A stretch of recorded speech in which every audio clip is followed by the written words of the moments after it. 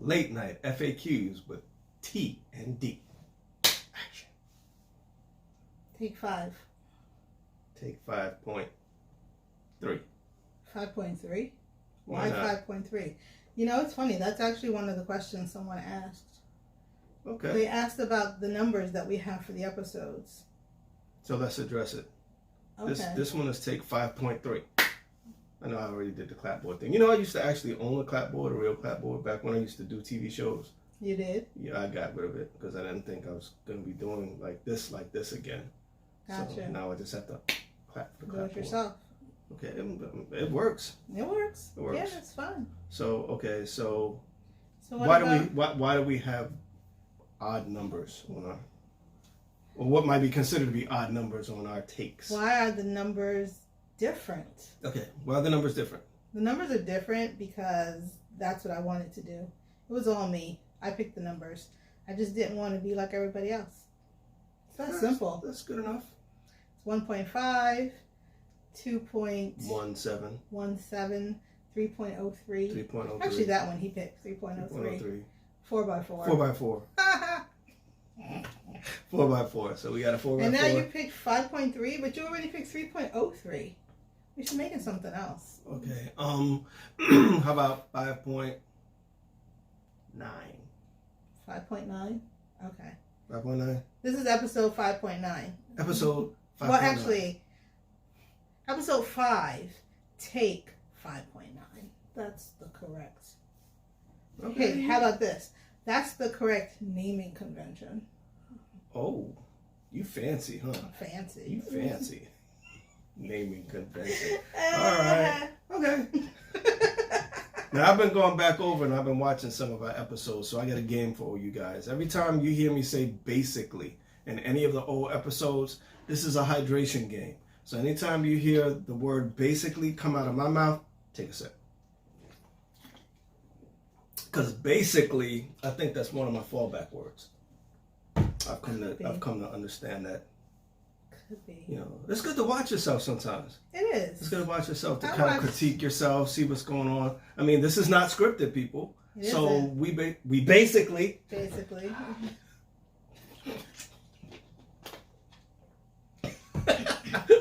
we basically go back and look at these after we're done and kind of look at them and laugh at ourselves. We do laugh. You know, Because we're just silly. it makes me understand why other people say we're entertaining, Yeah. because then I look at myself like, wow, what did he say? Okay, what came out of that guy's mouth? Mm-hmm. That was pretty funny. Yeah, So, what are a couple of my words? I say absolutely. Absolutely. I say yes. yes. Right. Oh, and then the other, the one I was looking at the other day, I kept saying, it's funny. That's kind of funny. It's kind of funny. It's kind of funny. It's kind of funny you say that. It is. And I think we both say actually a lot. I guess. we do. Actually. In addition to our ums. A lot of ums, A lot of ums. but it's okay. Yeah. I mean, Yeah. it's not live, Well, but for us it's live. it's live For us it's live, and it's late. That's why it's late night FAQs with TND, because since it's late, we can get delirious. Speaking of delirious, you see how I did that, Delirious. right? You see what I did there, Look right? at what you did. Look what I did there. Hey. Okay. Nice Very good. Nice segue. Nice Thank you. segue. Thank you. So, today is June 7th, Uh-huh. which is the birthday of Prince. Prince. Yay! Yay. So we told y'all that we would do a Prince episode. Exactly. So one of our favorite all-time singer, songwriter, entertainer, musician, Actor, all-around guy. Oscar winner. Oscar winner. Mm-hmm. Grammy winner. Yeah, Grammy winner, absolutely. Yeah. So It's one of my other words. Absolutely. absolutely. So this episode is dedicated to the man, his purple badness, Prince. And I wanted some props. We used to have a purple hat for one of our parties. One of our 70s, 80s parties. We had a purple hat, but I guess we don't have that hat anymore. And I said just in one of the other episodes, purple is my second favorite color. I couldn't find anything purple to wear. Well, So I mean, this is wine. That's purple. It's Purple-ish. Purple-ish. It's purplish. But I brought out some purple jewelry. There you go. this really nice necklace with the hearts on it. That's pretty. Yeah, I like this. This is actually from Joyce. Okay. And then I have these bracelets that have purple in them, courtesy of Rings and Things Galore. Rings and Things I know, Galore. I usually mention Rings and Things Galore. And matching earrings that have purple in them. Oh, nice. I like that. Thank you. See the theme? Oh, what you got? I like that. Oh, you got something too. Okay, so since I said before that I was all natural, and I said that I had not, that I did not have any jewelry on, this is courtesy of Rings and Things Galore. So she accessorized me. She did. She did. Yes. So Rings and Things Galore, thank you very much. Go out and check her page out on Facebook, Rings and Things Galore. That's Rings, the letter N, Mm-hmm. Things Galore. And she's a major Prince fan. Oh, she's like the biggest. She is like the Prince fan. She is. And we have friends who are major Prince fans too. Mm-hmm. We do. We do. Yeah. So, okay. So we segued into that. We did. This is the Prince episode. Prince was born June 7th, 1950.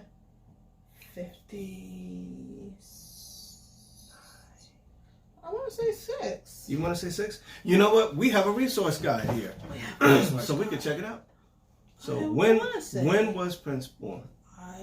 I could be wrong. I thought it was 56. Oh, 58. We were both wrong. But we got the date right. We know it's June 7th. We know it's June 7th. June 1950. 1958. Get it right. We get it right. 1958. Mm-hmm. Exactly. And he was actually born in Minneapolis. He was. So it's not like he moved there. He was born there, raised there, lived there, died there. Set his whole career up there. Yeah. At Paisley Park. Paisley Park. Yeah, I'm going to have to go there at least once in my lifetime. Yeah. Check out Paisley Park. Check out the museum. Yeah. Yeah. And so Prince is synonymous with the color purple, or should I say the color purple is synonymous with Prince. No. But I don't know if you know it, but he actually had his own custom-made shade of purple. Now, how real is that?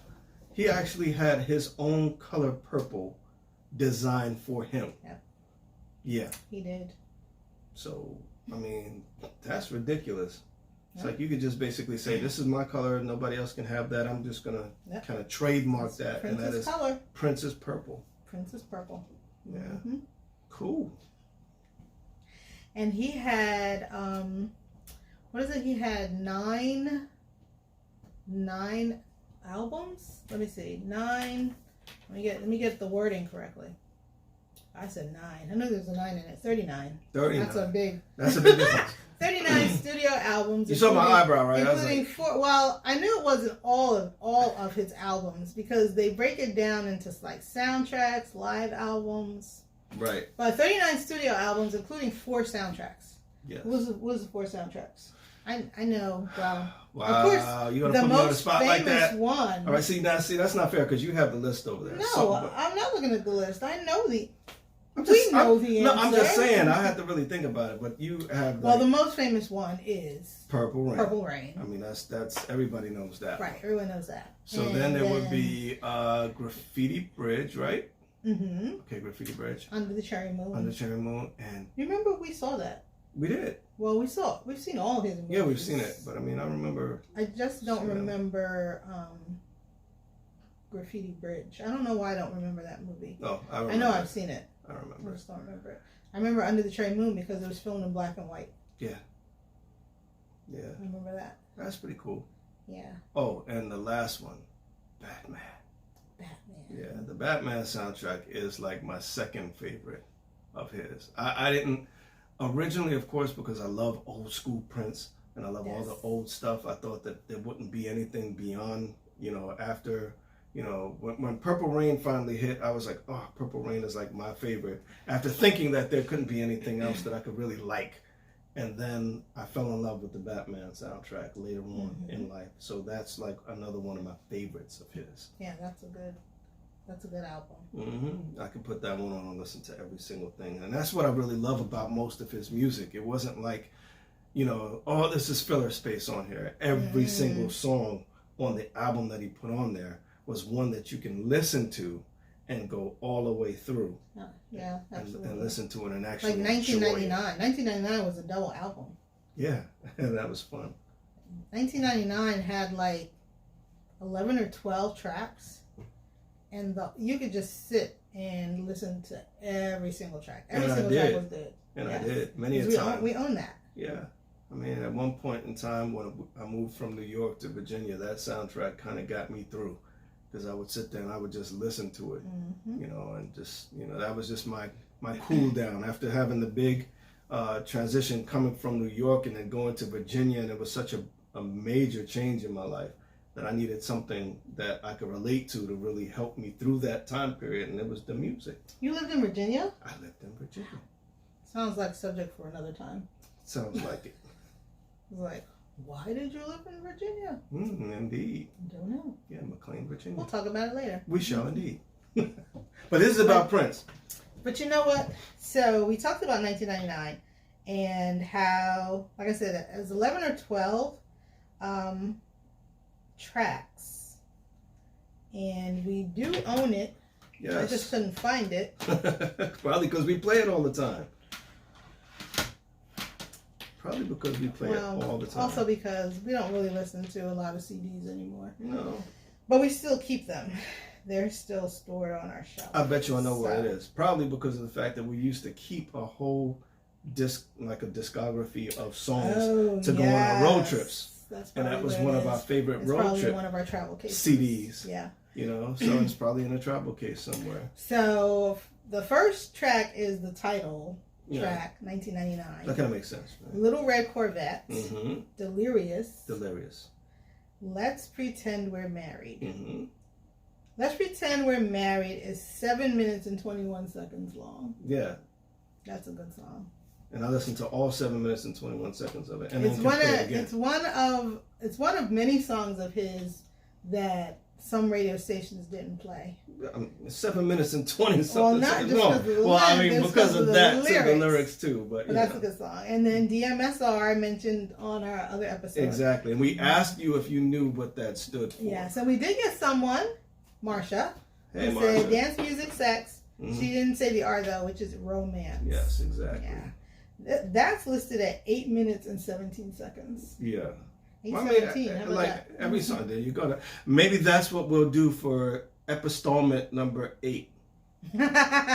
Maybe we will. That was a shout out to Marsha. Epistalment. Yes. She actually took the time to spell that for us. Spell epistalment. If you listen to any of our other episodes, she said episode, I said installment, and I just put it together and called it epistalment. But Marsha, you actually get the prize for spelling it for us. Yes, Marsha. So thank you for indulging me in my silliness.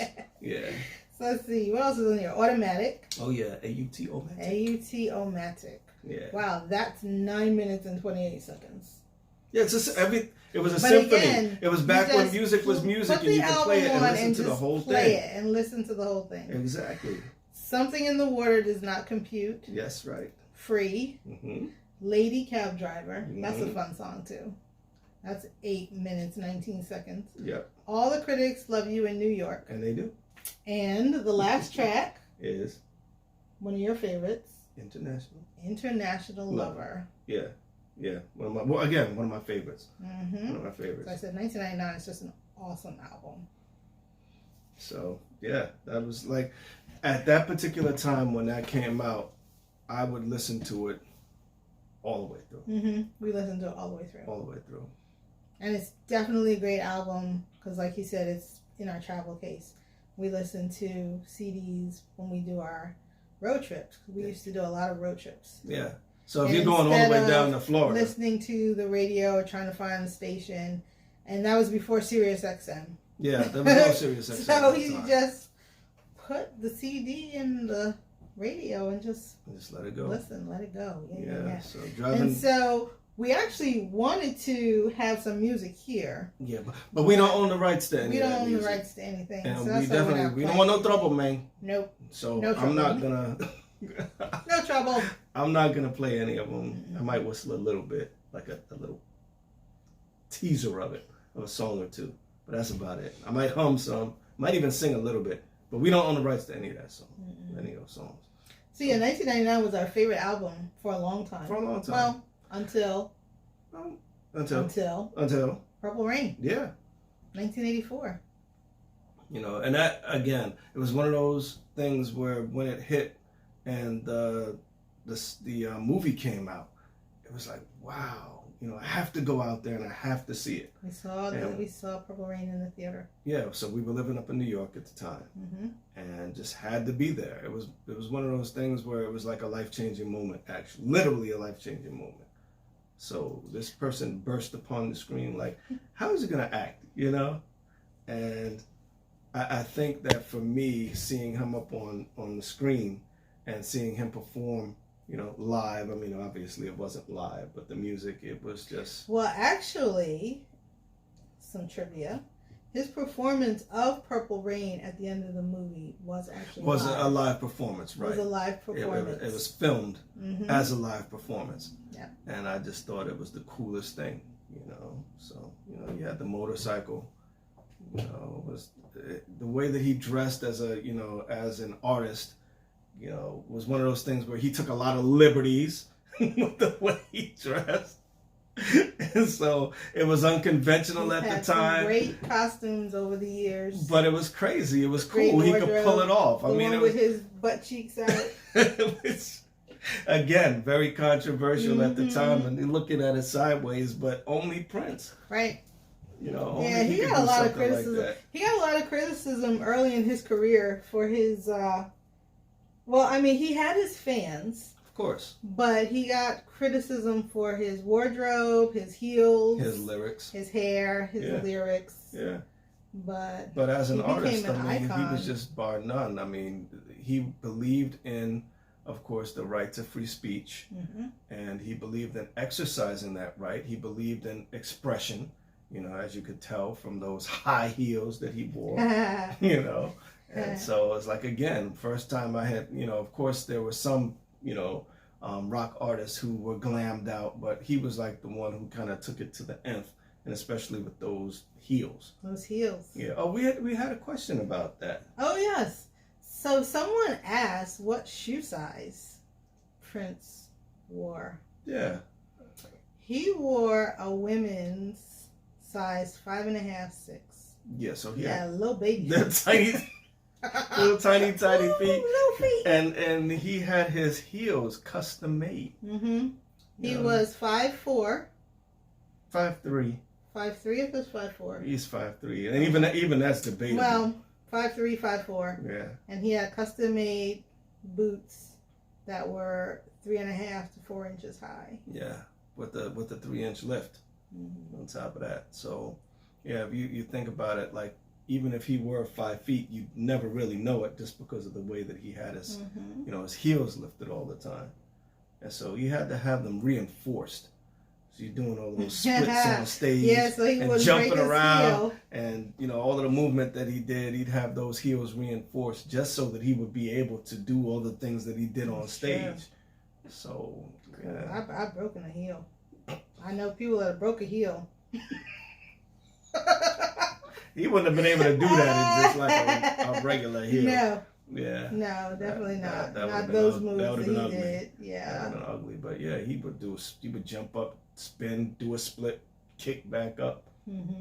Heel still stood though. Yeah. Yeah, you know.